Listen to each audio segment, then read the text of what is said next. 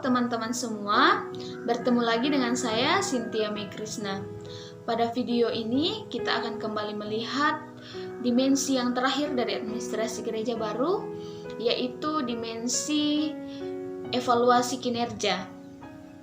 Pada dimensi ini, kita akan melihat bagaimana kita mengevaluasi setiap kegiatan-kegiatan penata layanan di dalam gereja yang sudah kita lakukan, dan di mana juga kita menilai apakah dimensi-dimensi yang telah kita pelajari sebelumnya itu sudah terlaksana di dalam kehidupan bergereja ataukah belum.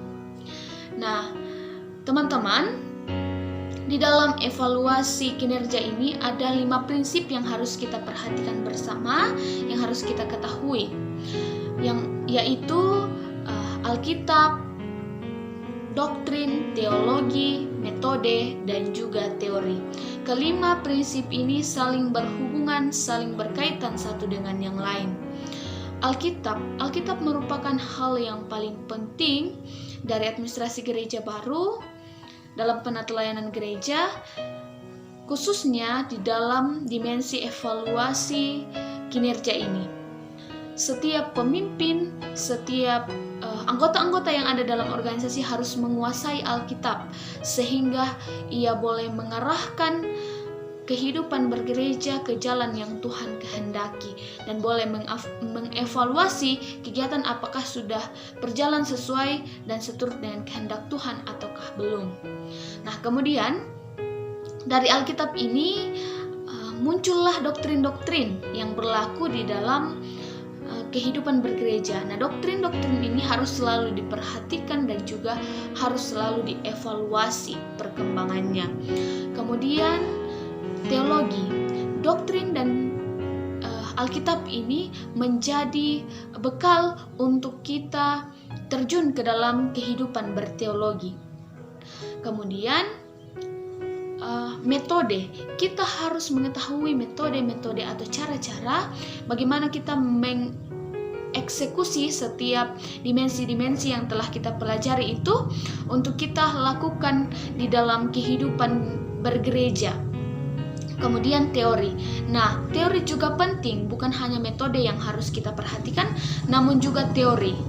Namun dalam hal ini, teori bukan hanya teori teologi saja, namun teori yang lainnya juga, sehingga setiap pemimpin boleh mempunyai pengetahuan yang luas sehingga bisa mengatur setiap penata layanan yang ada, dan terkhusus juga bisa mengevaluasi penata layanan gereja yang telah dilakukan bersama. Nah, kemudian di evaluasi kinerja ini kita mengenal yang namanya akuntabilitas. Artinya pertanggungjawaban terhadap setiap kinerja-kinerja atau etos kerja yang telah dilakukan di dalam kehidupan bergereja. Nah, di dalam kegiatan mengevaluasi ini, khususnya dalam kehidupan bergereja, yang dilakukan adalah mengevaluasi tugas panggilan gereja, yaitu sudahkah berada pada jalan yang benar atau jalan yang dikehendaki oleh Allah, dan kemudian apakah setiap kegiatan-kegiatan yang ada di dalam kehidupan bergereja itu mempunyai pengaruh terhadap kehidupan jemaat, pengaruh yang positif terhadap kehidupan jemaat. Nah, kemudian di dalam Matius 7 ayat 24-27 ada 2 macam dasar. Nah, seperti itulah dinamika kehidupan bergereja, dinamika masalah gereja. Dalam bacaan tersebut terjadi hujan, terjadi banjir, bahkan terjadi angin. Nah, seperti itulah masalah-masalah yang juga terjadi di dalam kehidupan bergereja. Masalah boleh sama, namun cara menanganinya dan kemampuan menanganinya itu berbeda.